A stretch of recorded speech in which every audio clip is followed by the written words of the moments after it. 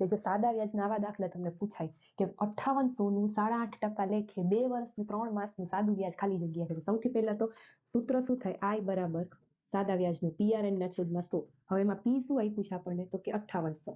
બરાબર. પછી R એટલે રેટ શું આપ્યું છે? Rate of interest 8.5%. પોઈન્ટ કાઢવા હોય તો આપણે આમ લખી શકીએ. અને N શું આપ્યું છે? જો 2 વર્ષ અને 3 માસ.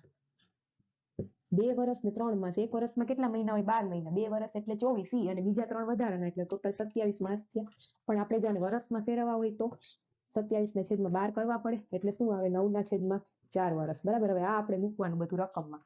P એટલે શું? 5800 ગુણ્યા રેટ ઓફ ઇન્ટરેસ્ટ 85 ગુણ્યા N શું આવ્યું? 9 ના છેદમાં 4 એટલે 85 ના છેદમાં 10, 9 ના છેદમાં 4 અને અહીંયા 100. હવે આનું તમે જો સાદું રૂપ આપશો, મીંડે ગયા સાદું રૂપ આપશો એટલે તમારો જવાબ શું આવે એ મને ફટાફટથી કમેન્ટમાં કહો. સાદું વ્યાજનો અહીંયા તમારો આન્સર શું આવશે? Thank you.